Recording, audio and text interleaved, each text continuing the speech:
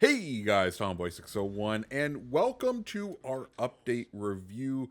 We do these on the last Friday of each update as a way to be able to look back kind of easily at how we felt at the end of each update, and also just to be able to talk about it and kind of give a small review of the update. And then at the end of it, I give a letter grade. So, with all that said, let's go ahead and dive on into what we can only really describe as, I think, an incredible update for World of Warships Legends. The first thing, of course, that we got, the tier 8s. We didn't get a full slate of them, but we got 4 nations of tier 8 ships. And you know what? I think they fit in pretty well. They have found a nice power niche between tier 7 and the legendary tier. And I just enjoy the fact that we have so much more like grind ahead of us. I know that's bad, but like I this is a long going online continually updating game. It needs grind to keep players engaged, and I think Wargaming did a very good job of delivering said grind to us. And I think the ships that they introduced, some of them aren't the best, but you know what? That's kind of how the tech trees go. Sometimes you have some excellent stars of the tech tree, and sometimes you have some mediocre ones. And I think we got a nice mix of them from the tier 8s that were introduced. The next thing this update was doing was celebrating the 3 years of World of Warships Legends. They did this in a couple of ways. One, they did introduce and give away the Vampire, which is the tier 2 destroyer, with a brand new Commonwealth commander, kind of introducing the Commonwealth to the game. And, it wasn't the best model, but it's a free tier 2, and it's just setting kind of the stage for the Commonwealth to be here. And I'm always excited when we get a new nation kind of added. Not that there's a full tech tree line associated with it over on PC, but it's still a new branch of ships that is possible. Additionally, with it being the update or being the 3 years, they went ahead and kind of put all of the collaboration stuff back on sale. Last update, they did the Azure Lane stuff, but now they brought back ARP and Black Friday and the Halloweens and the New Year's and Lunar New Year and Stellar, like everything that like could be that is like time gated, they put up for sale, which is always nice, especially because some of those rare event commanders are incredibly powerful. For those who have gotten into the game and wanted the ability or the opportunity to purchase them, to have it come back, always something I'm glad to see. Next up, let's go ahead and talk about the campaign and our first tier 8 campaign ship, the Republique. A incredibly strong campaign ship, and one that I've been enjoying the snot out of. So yeah, Republique, fantastic boat. Absolutely love it. Can't wait for I can't wait to continue to play it. I think this is a fantastic campaign boat.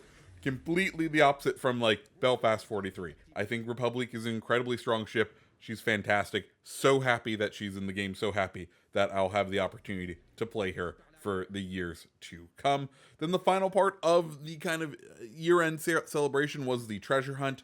Treasure hunt, you can look at it in the negative way of, oh well, you only get the ability. You do all this playing, and then you have to pay in order to get the tier 5 crate. Well, yes, you could do that, or you could do what I did and not participate in that portion of the treasure hunt at all, not the paid portion, but only just go through it, play your daily matches to get the free crates and the GXP and all that stuff that's associated with it.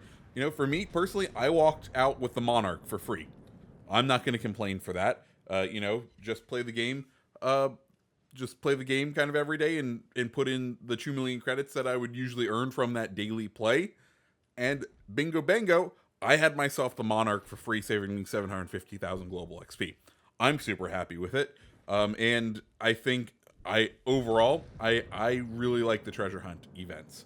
Next up, Colbert finally returning, and in a bit of a controversial way, requiring the 3,000 steel. Now, I thought this is what was a good idea, and I still think it's a good idea. The fact that you can get to legendary tier, you can earn a legendary tier, and never have touched the line that leads up to it is a bit weird. Like, you don't need to have earned the tier 7 or in this case now the tier 8 in order to really to boost it. Now you could take advantage. You could, usually those ships do help boost it, but not always. In fact, a lot of the time it is it's premium ships that help you boost along the way. In the case of the Colbert, the Republique is the strongest for as far as like ship boosting the Colbert, which is a little wild. So it's not even like you need the anyways, I think adding the steel was a good idea. It's going to be a strong boat. I think it may end up getting a nerf now, just because we now know that Des Moines is getting a nerf, and that was previously the strongest. I think this could be a very strong boat, but we'll just have to wait and see. Anyways, Colbert came back. Then we had the auction, and I think this is the most sour note of this full update is the auction. I thought it was a little meh, but from what I could tell, almost everything went to close to the minimum bid.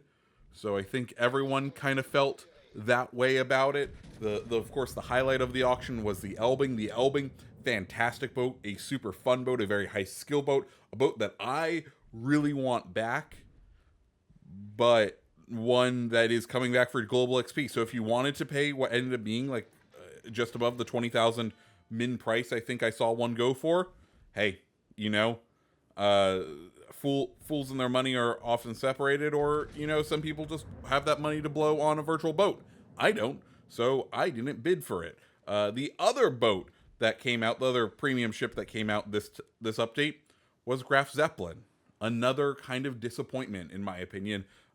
If you play it spec in its best form, it's at best a very bad Parseval.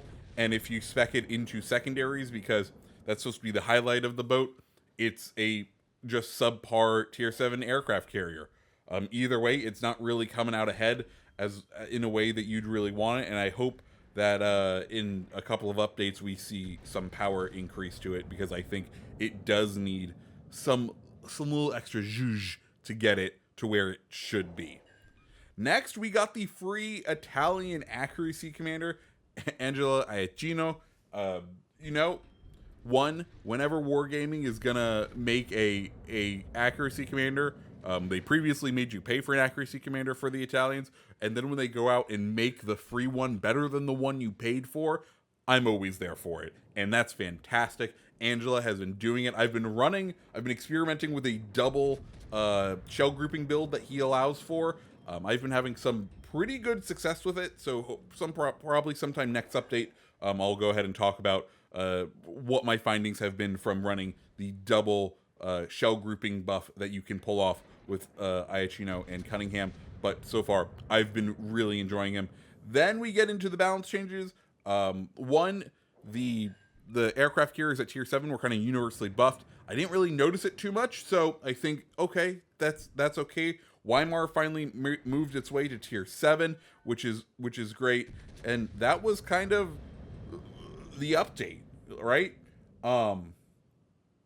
Personally, I think this was an incredible update, and one that I enjoyed immensely. I think the only downside of it to me was the auction.